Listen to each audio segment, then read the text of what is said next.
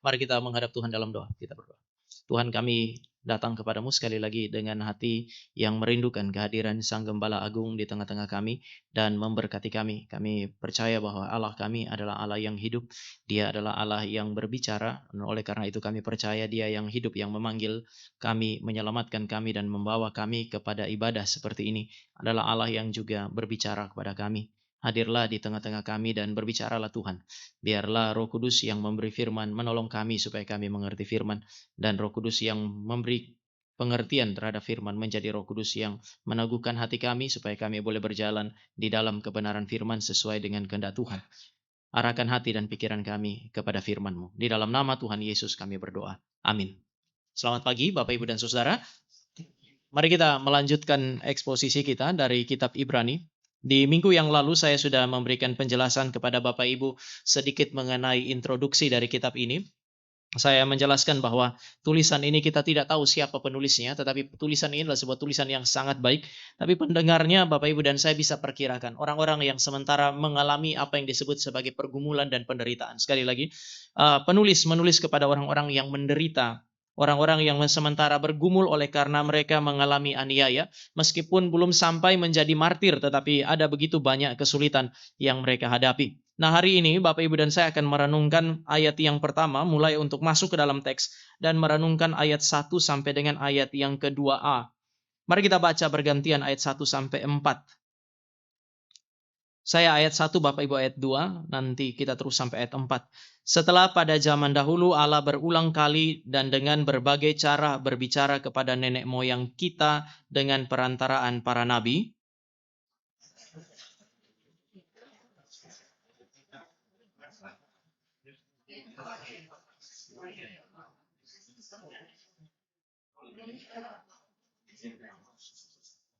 Bapak Ibu, yang akan kita renungkan adalah ayat yang pertama sampai dengan ayat yang kedua bagian A. Ada seorang penulis yang mengatakan bahwa kalau Bapak Ibu dan saya memperhatikan ayat 1 sampai dengan ayat yang kedua, Richard Phillips mengatakan bahwa di dalam ayat yang pertama ada satu kalimat ini, pada zaman dahulu Allah telah berulang-ulang kali dan dengan berbagai cara berbicara kepada nenek moyang kita. Allah berbicara. Dia menggarisbawahi frasa ini, Allah berbicara, dan saya kira ini menjadi tema yang akan Bapak Ibu dan saya bahas. Richard Phillips mengatakan bahwa ini adalah the single most important statement. Ini adalah satu-satunya kalimat yang sangat penting. Dan dia kelanjutkan, ini adalah kalimat yang sangat penting yang dapat diucapkan, yang dapat dituliskan, yang dapat Bapak Ibu dan saya baca di zaman kita. Ini kalimat yang sangat penting. Bahkan dia bilang ini adalah kalimat yang sangat penting yang harus diketahui oleh semua orang pada hari ini. Bahwa Allah mereka adalah Allah yang berbicara. Seorang penulis yang lain mengatakan bahwa Allah yang berbicara adalah Allah yang sejati. Di dalam Alkitab, Bapak Ibu dan saya akan menemukan bahwa membandingkan Allah yang hidup dengan Allah yang mati, itu dikatakan Allah-Allah yang dibuat dari patung itu ada, dibuat, tetapi mereka tidak dapat berbicara, mereka tidak dapat mendengar. Allah-Allah yang bisu, itu bukan Allah yang sejati. Oleh karena itu, maka penulis kitab Ibrani berbicara kepada atau menulis kepada para pendengar pada hari itu dan mengatakan bahwa Allah kita adalah Allah yang berbicara.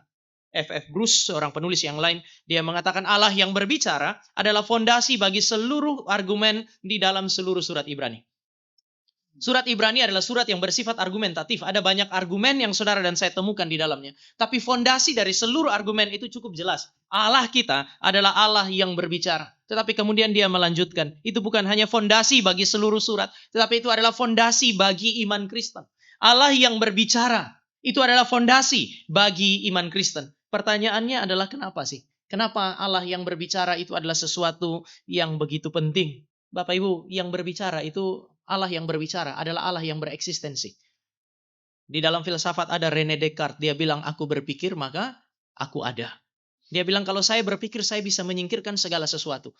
Orang ketika dia berpikir dia bisa berpikir apa saja. Dia bisa berspekulasi tentang segala sesuatu. Dia bilang kalau saya berpikir bahwa rumus-rumus matematika nggak ada, saya masih bisa mengandaikan itu nggak ada. Kalau saya misalnya René Descartes khotbah dia bilang sambil khotbah saya berpikir Bapak Ibu nggak ada, saya bisa berpikir bahwa Bapak Ibu nggak ada. Toh itu cuma ada di dalam pikiran. Jadi di dalam pikiran dia bisa mensimulasikan bahwa ada banyak hal yang nggak ada.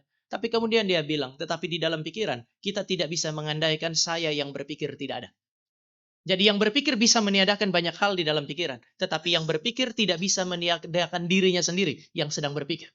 Fakta bahwa orang berpikir itu menunjukkan bahwa dia ada. Bapak Ibu ada di dalam gereja enggak hari ini? Fakta bahwa Bapak Ibu berpikir menurut Rene Descartes itu membuktikan Bapak Ibu ada. Kalau bapak-bapak duduk di sini lalu sambil pikiran memikirkan Argentina melawan Swiss, bapak-bapak enggak ada. Menurut kategori Rene Descartes, orang berpikir itu membuktikan dia ada. Tetapi di dalam Alkitab bukan hanya Allah kita bukan hanya Allah yang berpikir. Allah yang berpikir adalah Allah yang setelah dia berpikir, dia merancang, dia membicarakannya. Dia mengartikulasikan apa yang ada di dalam pikirannya.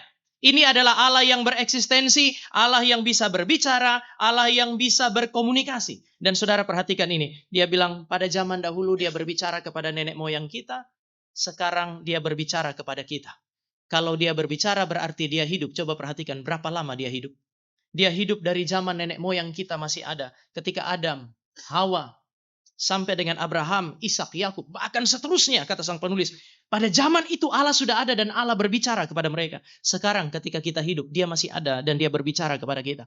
Artinya Allah yang disembah oleh orang Kristen, disembah oleh penulis kitab Ibrani, dan disembah oleh para pembaca kitab Ibrani adalah Allah yang hidup.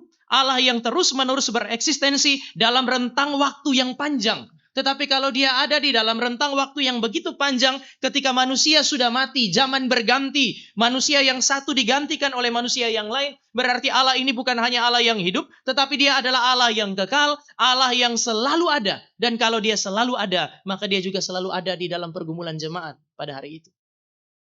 Allahmu adalah Allah yang hidup.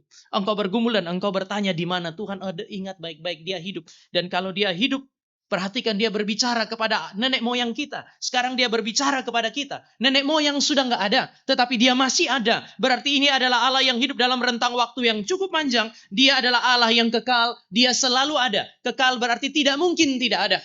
Dia tidak mungkin tidak ada ketika Bapak Ibu dan saya bersuka cita. Kadang-kadang kita suka cita, kita lupa dia. Tetapi dia tidak mungkin tidak ada. Hanya gara-gara Bapak Ibu dan saya lupa dia. Ketika Bapak Ibu dan saya bergumul, kita ingat dia. Tetapi kadang-kadang pergumulan begitu sulit sehingga sulit untuk melihat bahwa dia ada. Sulit untuk menyadari bahwa dia ada. Penulis kitab Ibrani bilang di dalam penderitaanmu, ingat bahwa dia tidak mungkin tidak ada. Bahkan ketika engkau tidak melihat dia. Hanya gara-gara engkau tidak lihat dia, itu tidak berarti bahwa dia tidak ada. Ini fondasi yang sangat kokoh bagi mereka yang sementara bergumul pada saat itu. Tetapi jika Allah yang kekal eksistensi ini terus-menerus berbicara, dia terus-menerus berfirman dengan firman yang juga terus-menerus berbicara kepada saudara dan saya. Sekali lagi, ini adalah Allah yang kekal. Allah yang kekal adalah Allah yang terus-menerus berbicara. Berarti dia tidak pernah berhenti berbicara. Dia tidak pernah berhenti berfirman. Dan kalau firman itu keluar dari mulut Allah yang kekal, maka firman itu adalah firman yang kekal. Firman yang terus-menerus berbicara. Berapa kali saya bilang seorang pengkhotbah yang baik sekalipun, satu saat dia akan berhenti berbicara, entah karena dia sakit, entah karena dia mati. Tetapi firman yang telah menembus masuk ke dalam pikiran dan hati jemaatnya akan terus-menerus berbicara. Karena firman itu, firman yang kekal, keluar dari mulut Allah yang kekal. Dia tidak akan pernah berhenti berbicara. Oleh karena itu, maka seorang orang tua ketika dia menyampaikan firman kepada anak-anaknya, sampaikanlah. Kenapa? Karena pada saat engkau berhenti berbicara, firman tidak akan berhenti berbicara.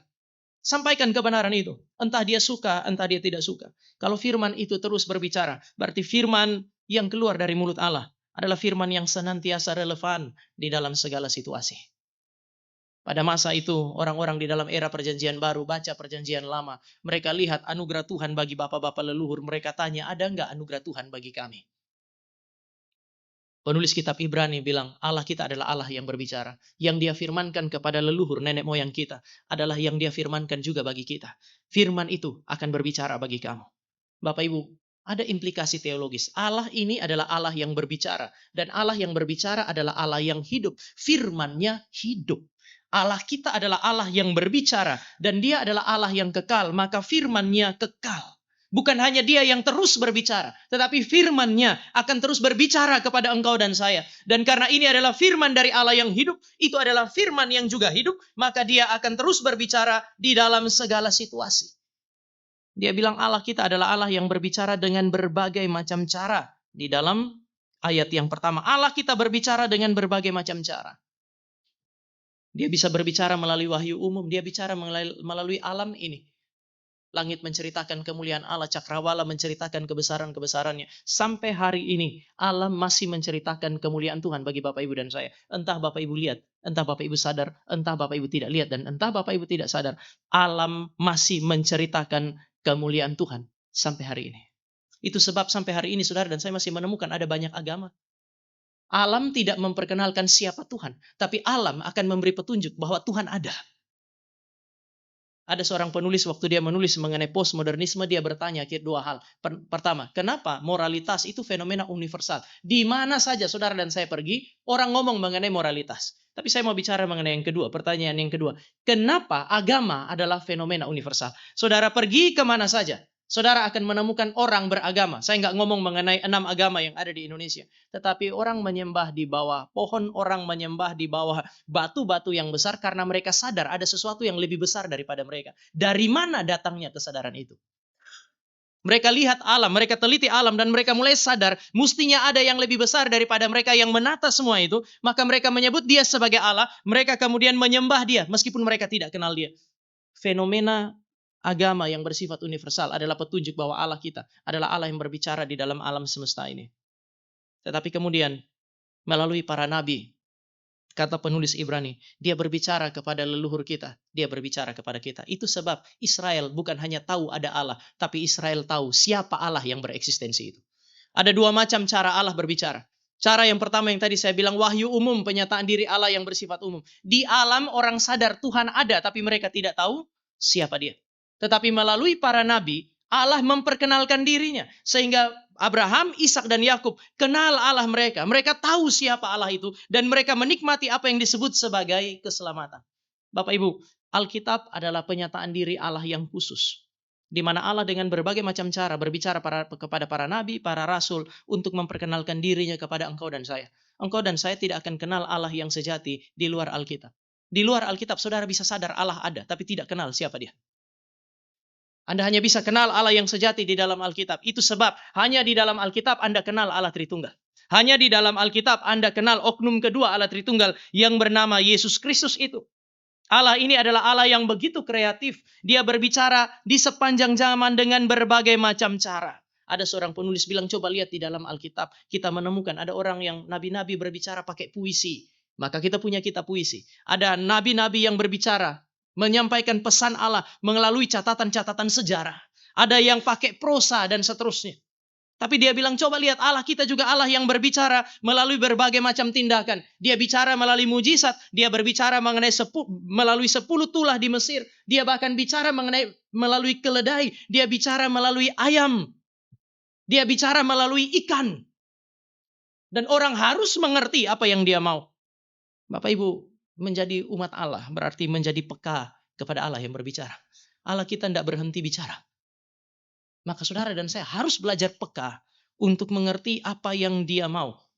Karena dia terus bicara. Maka mau tidak mau sekali lagi, Bapak Ibu dan saya perlu menjadi peka kepada Allah yang berbicara bahkan di dalam pergumulan. Jemaat lagi bergumul. Penulis Ibrani bilang, ingat Allah kita adalah Allah yang bicara. Allah kita adalah Allah yang sanggup berbicara melalui apa yang disebut sebagai pergumulan. Seringkali kita bilang, Tuhan hadir, bicaralah kepada kami. Dan yang saudara dan saya bayangkan Allah bicara dari langit. Atau saudara dan saya baca Alkitab, hati kita dihibur. Iya, itu bisa saja. Tapi yang pertama nggak mungkin tuh.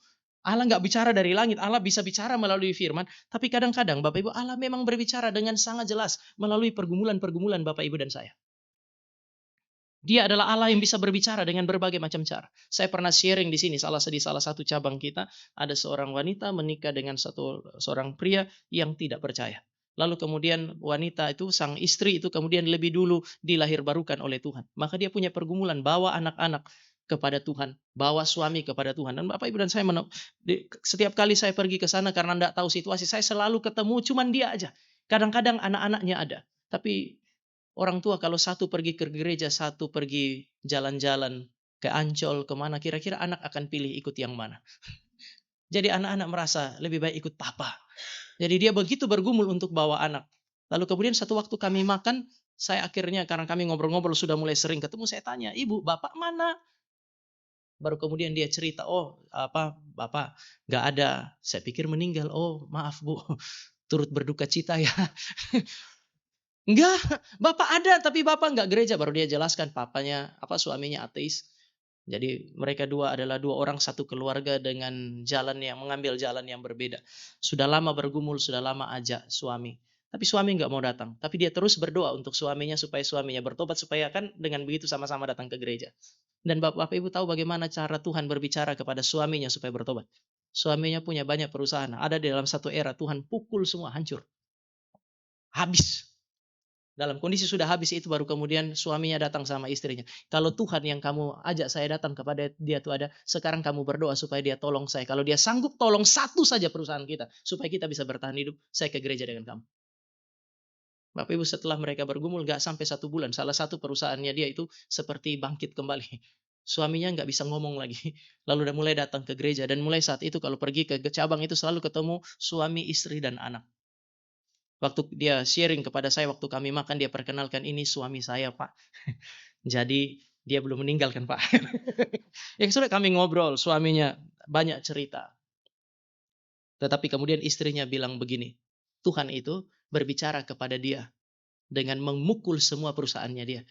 Supaya dia tahu bahwa Tuhannya saya ada. Tuhan kita adalah Tuhan yang kreatif. Dia bisa berbicara dengan berbagai macam cara. Tetapi ketika penulis Ibrani mengatakan Allahmu adalah Allah yang berbicara. Dia bilang dia bicara kepada nenek moyang. Dia juga berbicara kepada kita. Melalui para nabi. Melalui Yesus Kristus. Maka ada masa di mana Bapak Ibu dan saya ketika kita bergumul dan kita tidak dengar suara Tuhan. Mungkin ada masa. Saudara perlu lihat kepada Alkitab tempat di mana Allah berbicara. Dan kuatkan hati Anda. Mari kita lihat Mazmur pasal 77. Kemarin sore di dalam doa, persekutuan doa, kita sempat singgung ayat ini. Mazmur pasal yang ke-77. Mari kita baca ayat 12 dan ayat 13. Ayat 12 dan ayat 13 kita baca. Atau saya baca 12, Bapak Ibu baca 13. Aku hendak mengingat perbuatan-perbuatan Tuhan. Ya, aku hendak mengingat keajaiban-keajaiban-Mu dari zaman dahulu. Ayat 13.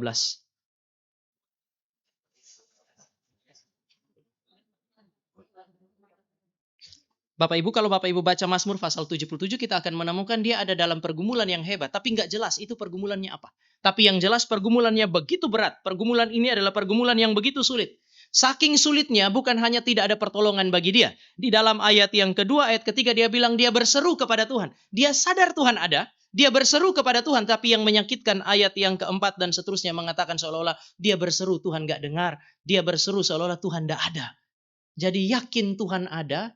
Waktu dia panggil Tuhan, Tuhan gak jawab. Waktu dia baca firman, dia rasa ada gap. Kalau saudara baca sampai dengan ayat yang ke-11 itu. Ada gap. Di dalam firman itu dikatakan Allah adalah penolong. Dia baca bahwa Allah menolong umatnya. Tapi kok dia gak mengalami pertolongan yang sama? Jadi Allah ini ada atau enggak? Bapak Ibu bayangkan, mengharapkan Tuhan ada tapi Tuhan gak jawab. Ketika dia baca firman supaya dia tahu mengenai apa yang dilakukan oleh Tuhan, dia rasa yang dialami oleh orang lain tidak dialami oleh dia. Ada gap yang begitu jauh. Maka saudara dan saya akan baca di dalam teks-teks selanjutnya. Dia bilang dia nggak bisa tidur. Ini kan sudah sampai pada tataran depresi itu. Ya, tadi malam saya menjelaskan bahwa sebenarnya orang Kristen mengalami depresi sesuatu yang normal itu dia. Tetapi saudara lihat ketika dia berusaha untuk mendengar suara Tuhan, Tuhan tidak ada. Dia berusaha lihat Tuhan, dia nggak lihat. Apa yang dia lakukan? Ayat 12 dan 13 jadi kunci. Yang Bapak Ibu dan saya perlu pelajari itu. Dia bilang pertama, aku mengingat perbuatan-perbuatan Tuhan. Kedua dia bilang, aku mengingat. Mengingat kembali apa yang dilakukan oleh Tuhan. Dia tidak berhenti untuk mengingat kembali perbuatan-perbuatan Tuhan di masa lalu. Meskipun ketika dia ingat itu dia sakit hati. Karena ketika dia ingat Allah membebaskan Israel, kok hari itu dia belum dibebaskan? Sakit hati dia. Tapi kemudian Bapak Ibu ayat 13 menjadi kunci. Aku hendak menuturkan segala pekerjaanmu. Itu paralel dengan aku hendak merenungkan perbuatan-perbuatanmu. Bapak Ibu apa itu merenungkan firman? Baca firman dan mengaplikasikannya itu satu hal. Tetapi yang dilakukan oleh pemazmur ketika dia ragu kepada Tuhan adalah dia bercerita tentang Tuhan kepada diri sendiri. Bapak Ibu istilah merenungkan itu kan kita memikirkan untuk kita. Tapi sekarang dia bilang menuturkan. Lebih gampang bagi orang Kristen menuturkan cerita tentang Tuhan kepada orang lain. Ketika saudara dan saya bergumul, Bapak Ibu dan saya Tuhan hadir, kita bercerita. Tuhan kita adalah Tuhan yang hadir dalam pergumulan. Lebih gampang saya berkhotbah tentang Tuhan hari ini kepada Bapak Ibu. Karena saya sementara menuturkannya kepada orang lain. tetapi menuturkan tentang Tuhan yang besar, Tuhan yang agung, Tuhan yang hadir dalam pergumulan. Ketika kita sementara bergumul kepada diri kita sendiri, itu jauh lebih sulit. Tapi pemazmur bilang gak ada cara lain. Berceritalah tentang Tuhan kepada diri Anda di tengah-tengah pergumulan, supaya Anda dikuatkan. Allah kita adalah Allah yang berbicara. Perbuatan-perbuatannya terus-menerus berbicara dari zaman dulu sampai dengan hari ini. Maka ada fondasi yang begitu kokoh yang disediakan oleh kalimat yang singkat ini. Allah kita adalah Allah yang berbicara. Bahkan Bapak Ibu dan saya akan menemukan di sini, Allah kita adalah Allah yang terus-menerus berbicara dari satu zaman ke zaman yang lain. Karena dia adalah pribadi seperti Bapak Ibu dan saya. Dia adalah pribadi yang berbicara, tetapi karena dia pribadi juga, maka dia adalah pribadi yang tidak berbicara tanpa tujuan. Dia pasti punya tujuan ketika dia bicara. Ketika dia kasih firman kepada Bapak Ibu dan saya, dia punya tujuan. Ketika dia berbicara mengenai alam ini, melalui alam ini kepada saudara dan saya, dia punya tujuan. Tujuan pertama, dia berbicara supaya Bapak Ibu dan saya memiliki sarana berkomunikasi dengan dia. Allah berbicara supaya dia bisa berkomunikasi dengan kita, menyatakan diri, menyatakan kehendaknya kepada saudara dan saya. Bapak Ibu, karena Allah bicara, maka di dalam perjanjian lama panggilannya adalah dengarlah hai Israel. Kenapa dia selalu berbicara kepada saudara dan saya di dalam Alkitab, dan kalimatnya adalah kalimat yang otoritatif. Dengarlah hai Israel, dengarlah hai umat Tuhan. Ya karena dia adalah Allah yang bicara. Ya kalau dia diam, kita mau dengar apa? Kalau dia tidak bicara, tidak ada yang saudara dengar. Tapi karena dia bicara, maka dia punya otoritas untuk berbicara, dia punya otoritas untuk didengarkan, maka dia bilang, dengarlah hai Israel. Dan Bapak Ibu, kalau Bapak Ibu dan saya baca mengenai seni orang Israel di dalam belajar, mereka punya satu seni yang sangat penting, yaitu mendengarkan. Salah satu proses terpenting dalam proses belajarnya orang Israel adalah proses mendengar. Hari ini Bapak Ibu dan saya belajar dengan spirit yang berbeda. Dosen belum ngomong, kita sudah ngomong duluan. Dosen ngomong, kita nggak mau dengar dia. Dosen pada zaman ini rasanya seperti tersalib di atas bukit Golgota ketika dia mengajar. Nggak ada yang dengar dia. Tapi orang Yahudi punya salah satu cara belajar yang paling efektif adalah mendengarkan. Kenapa? Karena mereka belajar dari Allah yang berbicara. Ketika seorang tua berbicara mengenai kebenaran firman, kan Allah nggak langsung bicara dari langit. Tapi ketika orang tua berbicara berdasarkan firman, ada otoritas yang menyertai dia. Maka anak tidak punya pilihan kecuali dengar itu. Kecuali seorang tua mengajarkan sesuatu yang salah, dia tidak punya hak untuk didengarkan.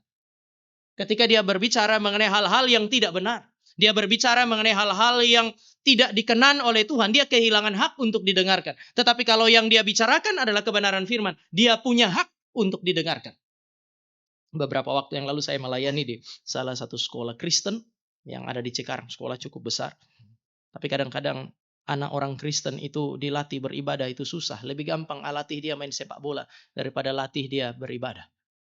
Saya lagi khotbah Bapak Ibu, yang paling depan 3 orang itu mereka punya kaki itu mereka saling muat satu dengan yang terus mereka pukul-pukulan.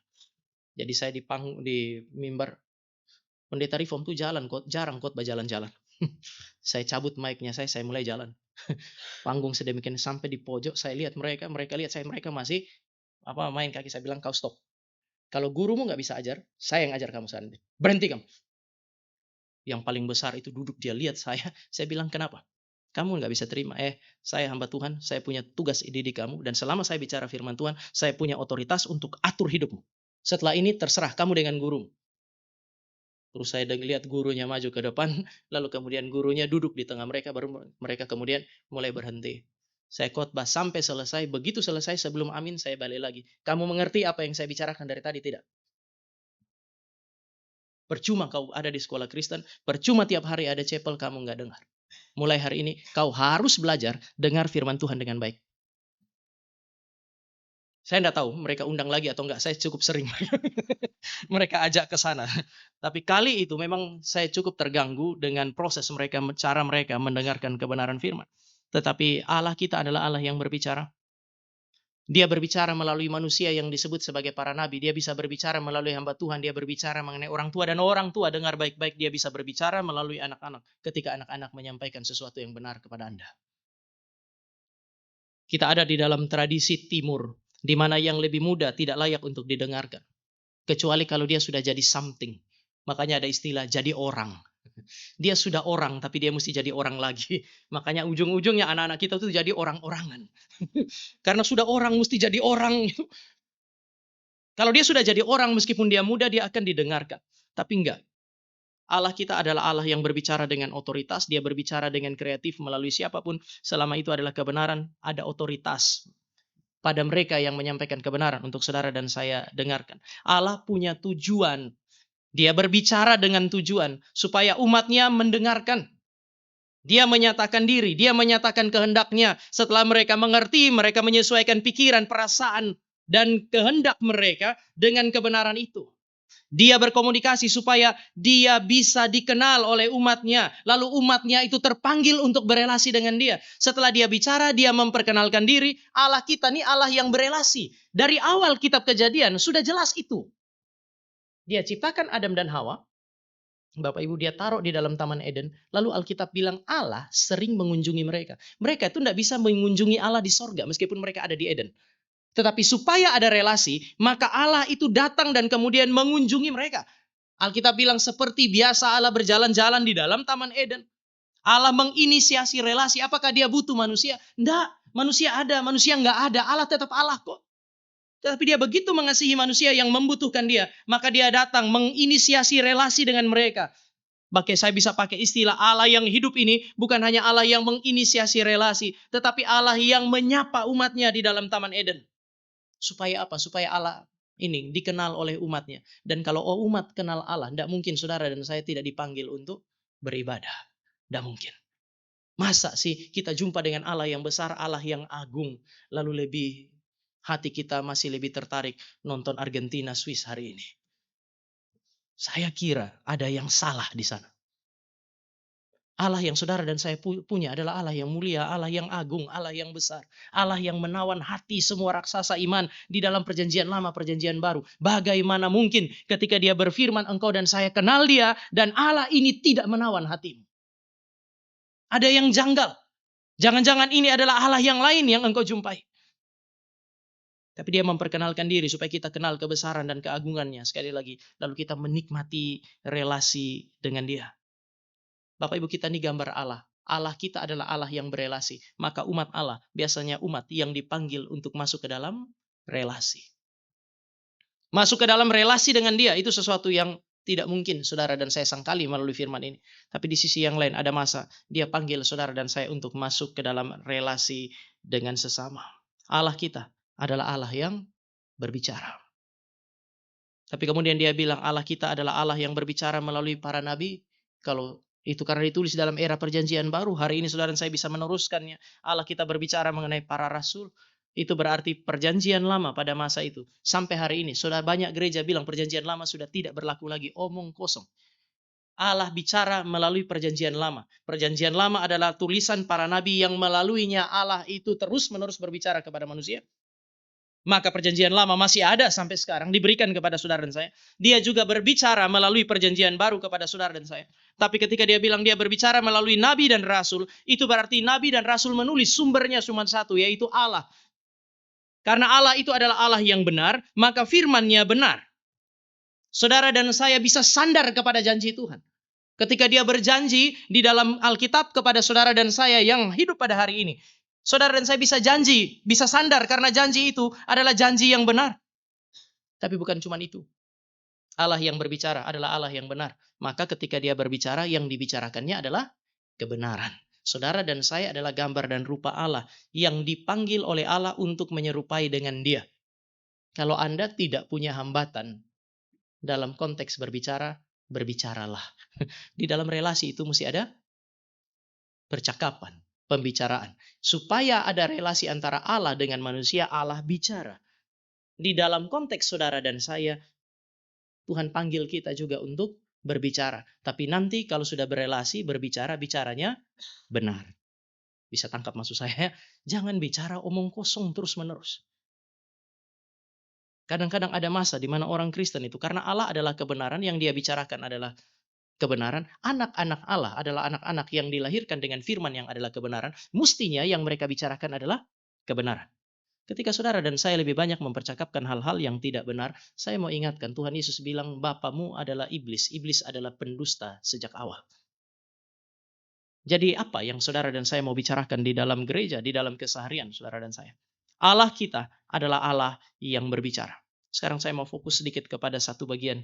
Dia bilang, saudara perhatikan ini, ada perbedaan cukup tajam di situ. Kalau saudara dan saya perhatikan ayat yang pertama, ada kontras di situ.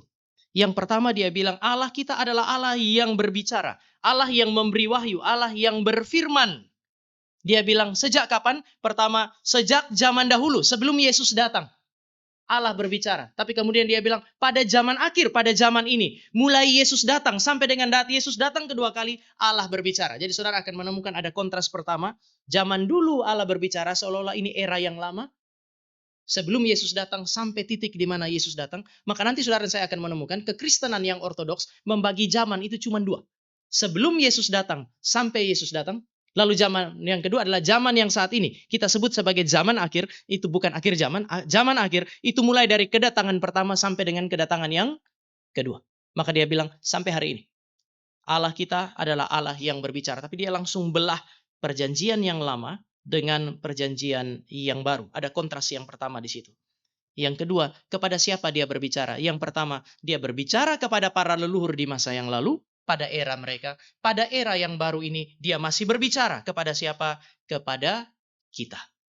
Lalu sekarang saudara perhatikan lagi, ada yang ketiga. Melalui siapa dia berbicara? Pada era yang lalu dia berbicara melalui para nabi. Zaman sekarang, di teks ini dia berbicara melalui anaknya, Yesus Kristus. Bapak Ibu tentu saja, para rasul juga berbicara. Tetapi kenapa dia menekankan Allah itu terus-menerus berbicara dengan banyak cara kepada kita. Kepada leluhur kita. Ada semacam perbedaan. Dia mau bilang seolah-olah di dalam perjanjian lama ada banyak yang berbicara dan berulang-ulang berbicara. Tapi sekarang ini dia berbicara satu kali di dalam Kristus. Apa yang sementara dia mau katakan? Ya sebenarnya sekali lagi ini bukan berarti bahwa di dalam perjanjian baru itu dia hanya bicara melalui Kristus. Karena kenyataannya tadi saya bilang ada banyak orang berbicara. Para rasul berbicara. Tetapi dia mau bilang ketika Allah berbicara kepada para leluhur di dalam konteks perjanjian lama itu belum final.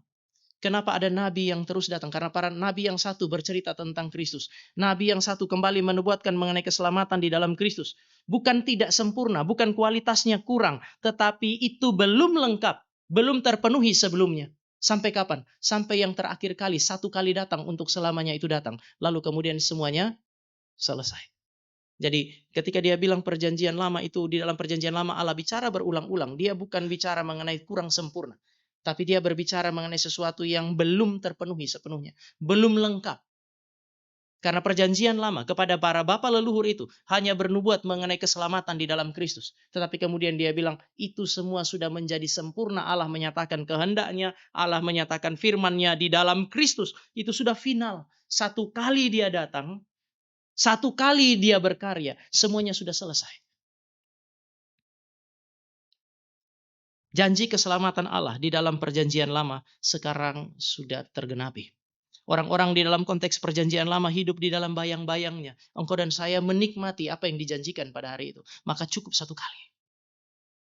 Nanti Bapak Ibu akan ketemu dalam kitab Ibrani ada korban yang menjadi bayang-bayang daripada kedatangan Kristus. Tetapi ketika Yesus Kristus datang, korban itu sudah tidak diperlukan lagi. Kristus itu menjadi semacam puncak.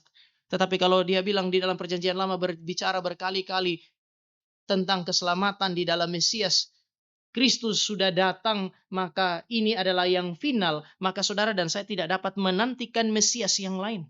Saudara tidak bisa mencari yang lain selain daripada Kristus. Dia menyatakan dirinya berfirman melalui anak. Saya mau ingatkan Bapak Ibu bahwa di dalam Alkitab banyak yang disebut sebagai anak Allah juga. Bukankah malaikat juga di dalam Alkitab disebut sebagai anak-anak Allah? Bukankah Israel juga disebut sebagai anak-anak Allah? Bukankah saudara dan saya hari ini juga disebut sebagai anak-anak Allah? Tapi nanti, mulai di minggu yang akan datang, saudara dan saya akan menemukan anak Allah yang ini. Yang disebut sebagai yang terakhir, yang final, itu melampaui semua. Ayat 4 bilang dia melampaui para malaikat. Dia melampaui engkau dan saya. Kenapa? Karena ketika Kristus datang, dia adalah kebenaran yang final. Kristus berbicara, dia berbicara kebenaran. Ketika Kristus melakukan sesuatu, dia melakukan apa yang disebut sebagai kebenaran. Ketika Kristus bertindak, dia menggenapi seluruh kebenaran yang dijanjikan di dalam perjanjian lama. Oleh sebab itu, saudara dan saya mengenal dia sebagai Sang Firman, Sang Kebenaran itu. Mari kita lihat misalnya Yohanes pasal yang ke-18 ayat yang ke-37. Kenapa dikatakan Kristus itu Bapa atau Allah berbicara melalui Kristus?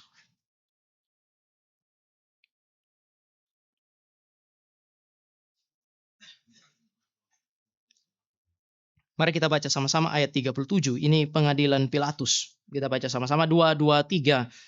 Lalu kata Pilatus kepadanya, "Jadi engkau adalah raja?" Jawab Yesus, "Engkau mengatakan bahwa aku adalah raja. Untuk itulah aku lahir dan untuk itulah aku datang ke dalam dunia ini, supaya aku bersaksi tentang kebenaran. Setiap orang yang berasal dari kebenaran mendengarkan suaraku." Bapa berbicara melalui dia. Sekarang Yesus bilang, "Aku bersaksi tentang kebenaran." Artinya ketika dia mengajar, dia berbicara, ya dia bicarakan kebenaran. Ketika Yesus bertindak, dia melakukan sesuatu, ya dia sementara melakukan atau menghidupi kebenaran. Ketika dia melakukan sesuatu, dia membicarakan sesuatu, dia menggenapi kebenaran yang dijanjikan oleh Allah di dalam perjanjian lama. Maka Alkitab bilang dia adalah kebenaran. Ketika dia diadili, saudara dan saya menemukan, dia tidak pernah ditemukan kesalahan. Hari ini netizen itu kan yang paling tahu segala sesuatu. Hari itu Yesus pernah menyerahkan dirinya kepada netizen pada zaman itu. Siapa di antara kamu yang bisa menunjukkan kesalahanku? Dan netizen gak bisa berbicara hari itu. Itu common sense. Hukum yang disebut sebagai common sense. Yang kedua, hukum yang paling rapi zaman itu adalah hukumnya Romawi. Pilatus pakai hukum Romawi untuk mengadili Yesus Kristus. Dan setelah itu Pilatus datang kepada orang banyak dan dibilang, "Saya tidak menemukan satupun kesalahan pada dia." Alkitab bilang bahkan dari situ dia tahu bahwa mereka iri hati terhadap dia. Pilatus begitu cerdas. Hukum yang ketiga, itu adalah hukum agama Yahudi. Hukum yang katanya paling rapi, paling sempurna. Berdasarkan hukum itu, mereka harus cari-cari saksi palsu supaya bisa mempersalahkan Yesus Kristus. Kenapa? Karena mereka tidak menemukan kesalahannya. Dia adalah kebenaran. Oleh sebab itu, maka saudara saya akan menemukan bahwa kitab Ibrani selalu merujuk kepada Yesus Kristus. Aneh ya, menulis kepada orang yang menderita. Dia tidak bilang kepada orang-orang yang lagi menderita. Saudara baca, tidak ada sapaan kepada orang-orang yang lagi menderita. Para penulis ketika mendiskusikan ini, mereka bilang dia tidak peduli dengan siapa dia yang menulis. Dia tidak peduli dengan apa yang menjadi pergumulan jemaat pada hari itu. Itu bukan inti persoalannya. Inti persoalannya adalah siapa Kristus di tengah-tengah pergumulan mereka. Dan Kristus inilah yang telah berjalan lebih dulu di depan mereka sebagai Kristus yang menderita. Dia adalah kebenaran. Tetapi telah diadili dengan tidak adil. Diadili dengan tidak benar. Dia adalah orang yang benar, membawa kebenaran. Bahkan dia bilang dia adalah jalan untuk membawa engkau dan saya datang kepada Allah. Tapi satu-satunya jalan ini harus menempuh jalan yang paling sulit. Tubuhnya dipecahkan. Darahnya dicurahkan bagi engkau dan saya. Dia kebenaran yang telah diperlakukan sekali lagi dengan cara yang tidak benar. Supaya saudara dan saya bisa sekali lagi berelasi dengan Allah yang benar. Kalau firman diberikan supaya kita bisa berelasi dengan Allah, maka ketika dia berbicara melalui anaknya, ketika anaknya datang, anaknya diberikan supaya engkau dan saya bisa kembali kepada dia dan menikmati relasi dengan dia. Oleh sebab itu, maka bagi kekristenan, saudara dan saya tidak akan menemukan yang lain, jalan yang lain di luar daripada Kristus. Saudara juga tidak akan menemukan yang lain yang lebih besar daripada Kristus. Nanti ketika minggu akan datang, saudara lihat hanya ayat 2 sampai B sampai dengan ayat 4. Paling tidak saudara saya akan menemukan ada 7 karakteristik Kristus yang dijelaskan di dalam ayat 2 sampai dengan ayat yang keempat. Dia menjelaskan karakteristik Kristus yang disebut sebagai anak itu. Baru dia sampai pada satu konklusi. Karena 6 karakteristik yang pertama, maka yang ketujuh, dia lebih besar dari siapapun. Kalau saudara dan saya hari ini tidak menukar Kristus dengan siapapun dan dengan apapun, itu layak. Karena dia lebih besar dari apapun di dalam alam semesta ini. Yang besar itu telah merendahkan diri sedemikian rupa. Jadi sama dengan engkau dan saya. Memberi tubuh dan darahnya bagi engkau dan saya. Kita merayakannya hari ini di dalam perjamuan kudus. Supaya engkau dan saya bisa dibawa kepada dia menikmati relasi dengan Bapa. Mari kita berdoa.